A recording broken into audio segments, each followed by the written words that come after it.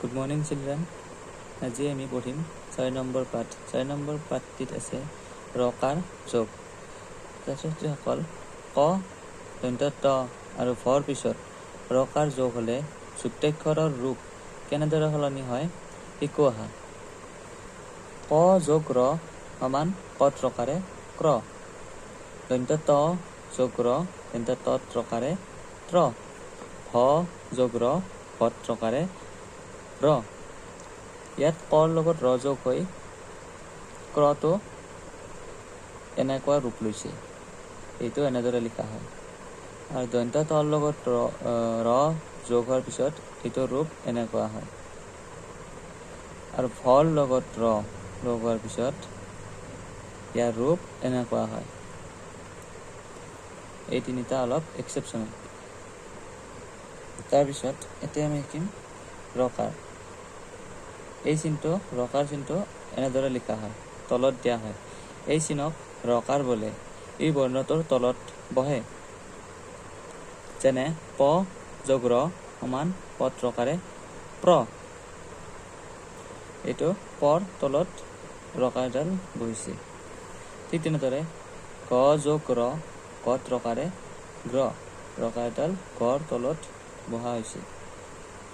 ঠিক তেনেদৰে ব যোগ ৰ বত ৰকাৰে ব্ৰ। তালি বহ যোগ ৰ তালি বহত ৰকাৰে শ্ৰ। হ যোগ ৰ হত ৰকাৰে প্ৰ। বৰ্গা জ যোগ ৰ বৰ্গা যত ৰকাৰে জ্ৰ। ম যোগ ৰ ম্ৰ। তিনটা দ যোগ ৰ দ্ৰ।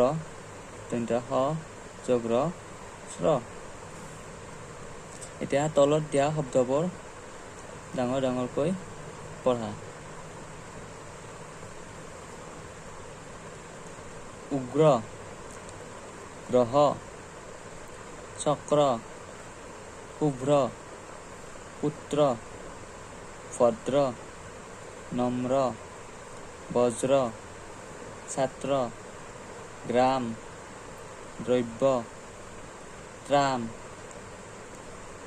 গ্ৰহণ, দৰিদ্ৰ, ত্ৰিফলা, সহস্ৰ, শ্ৰমিক, চৰিত্ৰ, ভ্ৰমণ, পবিত্ৰ, প্ৰকৃতি, আশ্ৰয়, ক্ৰিকেট, আগ্ৰহ, জনপ্ৰিয়, চক্ৰাবাত, ৰুদ্ৰ সিংহ, বজ্ৰপাত, প্ৰাথমিক, ম্ৰিয়মান, ত্ৰিলোচন, ভ্ৰাম্যমান, শ্ৰমশীল, ব্ৰজনাথ, ক্ৰিয়াহীন, ত্ৰিভুৱন। এইকেইটা শব্দ তোমালোকে ঘৰত পঢ়া অভ্যাস কৰিবা। এতিয়া আহা, আনৰ দ্ৰব্যত হাত নিদিবা। কেতিয়াও অভদ্ৰ আচৰণ নকৰিবা। ক্ৰিকেট খেল ভাৰতত বৰ জনপ্ৰিয়। কেতিয়াও উগ্ৰ নহবা, নম্ৰভাৱে থাকিবা। ৰুদ্ৰসিংহ জয়মতীৰ পুত্ৰ আছিল। পঢ়া শুনাৰ প্ৰতি আগ্ৰহ থাকিলে নানা ঠাই ভ্ৰমণ কৰিব পাৰি। মাদাৰ টেৰেছাই শত সহস্ৰ অনাথ শিশুক আশ্ৰয় দিছিল। পৰিশ্ৰমী মানুহ সকলোৰে জনপ্ৰিয়। আমি প্ৰকৃতিৰ পৰা বিবিধ লাগতিয়াল দ্ৰব্য আহৰণ কৰোঁ।